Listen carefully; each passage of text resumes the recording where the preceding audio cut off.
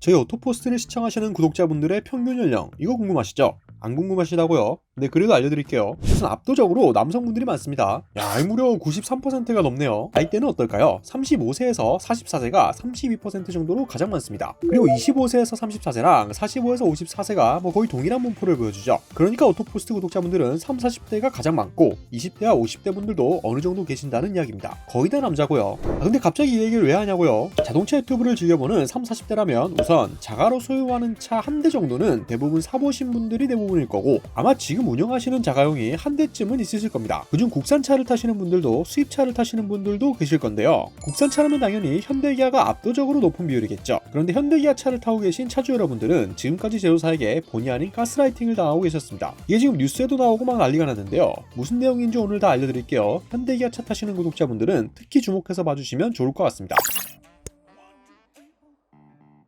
자동차 오랫동안 타보신 분들이라면 내 차 엔진오일 교체쯤은 당연히 카센터에서 한 번쯤 해보셨죠. 자동차를 유지하고 보수하는 데 있어 필수적인 오일류 교환은 당연히 해보셨을 거예요. 엔진오일뿐만 아니라요, 각종 필터의 부싱, 브레이크 패드 및 디스크 등등 여러 부품과 소모품들은 차를 운행하는 데 있어 주기적으로 점검하고 문제가 발생하면 교체나 수리를 해줘야 되잖아요. 그런데 여기서 순정 부품이라는 걸 다들 한 번쯤 보셨을 겁니다. 현대 블루엔즈나 기아 오토큐 같은 데 가서 필터 같은 거 한번 가려고 하면 항상 순정 부품으로 적혀있는 박스로 되어 있는 그런 부품들을 쓰잖아요.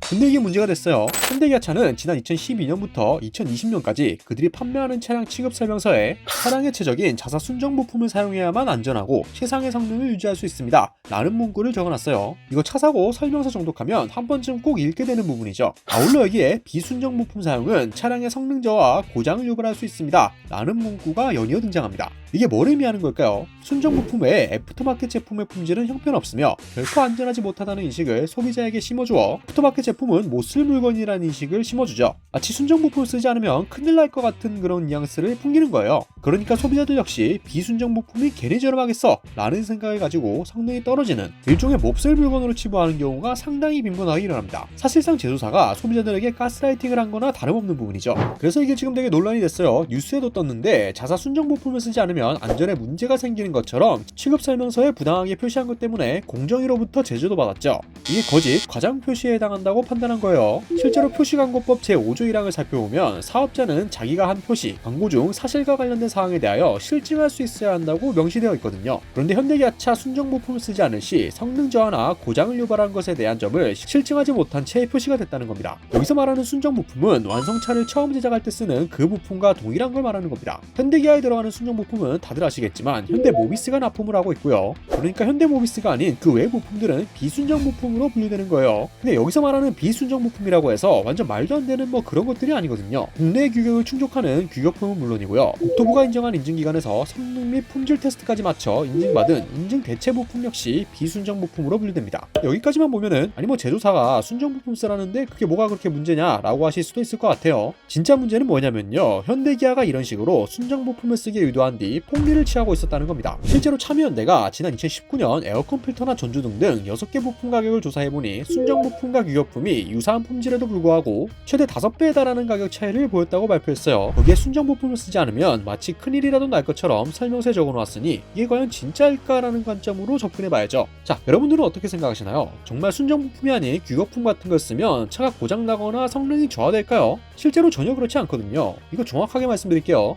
비순정 부품도 크게 두 가지로 나눌 수 있어요. 일반적인 애프터마켓 제품과 OES 이렇게요. OES는 OEM 부품을 생산하는 업체가 자체 브랜드 PB 상품으로 판매하는 부품이에요. 그러니까 이 말이 무슨 말이냐면 A라는 업체가 H라는 제조사에게 부품을 납품한다고 가정해보죠. 그러면 A라는 업체는 H라는 제조사에게 부품을 만들면서 생긴 노하우가 생기겠죠. 그래서 이들은 그들만의 브랜드를 론칭해서 제품을 판매하고자 하는데 순정 부품 규격을 신청하려고 하니 승인을 안 내주는 경우가 있어요. 현대모비스가 순정 부품인데 다른 게 순정 부품이 될 수 없잖아요. 그래서 제조사 규격 인증 마크가 없이 판매되는 퀄리티 높은 부품들이 찾아보면 꽤 많이 존재합니다. 대신에 이런 부품들은 별도의 인증기관을 통해 품질을 인증받은 만큼 질적인 면에서는 면에서는 정품과 큰 차이가 없다는 거죠. 오히려 정품보다 성능이나 내구성이 더 좋은 경우도 많아요. 국내 기업을 예로 들자면 만도리맨, 모비스 배치피치가 대표적이고요. 외국계 브랜드로는 다들 한 번쯤 들어보셨을 콘티넨탈, 보시, 덴소, 반도 정도가 되겠네요. 이들이 OES 방식으로 많은 부품들을 판매하고 있어요. 그래서 결국 현대기아차가 이번에 경고 조치를 받게 된 겁니다. 하지만 제재 수위가 가장 낮은 경고 수위에 그쳐 봐주기 논란이 불거지고 있죠. 왜 경고 조치가 나온 건지 보니까요. 현대기아차가 이런 표시를 사용하게 된 이유가 2000년대 초 수입산 가짜 부품이 사회적인 문제가 돼서 소비자에게 비순정 부품 사용에 대한 주의를 촉구하기 위한 것이라는 점을 들었고요. 거기에 다른 국내 사업자들도 유사 표시를 사용하고 있는 점, 2018년 11월 이후 출시된 신차 취급 설명서엔 해당 표시를 삭제한 점 등을 함께 고려했다고 합니다. 그런데 보면 펠리세이드나 벨로스터 등 일부 차종은 여전히 공식 홈페이지에서 확인할 수 있는 취급 설명서에서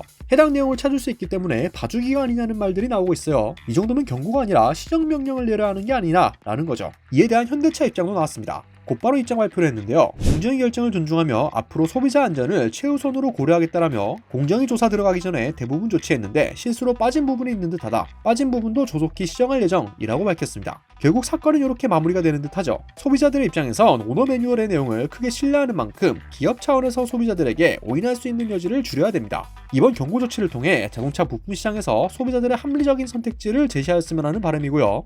여전히 현대기아 측의 부품 사업부인 모비스에선 부품 판매 폭리 의혹이 꾸준히 제기되고 있죠. 소비자 입장에선 조금이라도 저렴하고 품질이 좋은 부품을 원하는 게 당연하고 자연스러운 현상입니다. 그러나 이 같은 협박성 멘트는 오히려 소비자들의 반발심을 키울 것이란 걸 이번 일을 통해 상기되었길 바라봅니다. 오토포스 이슈플러스였습니다.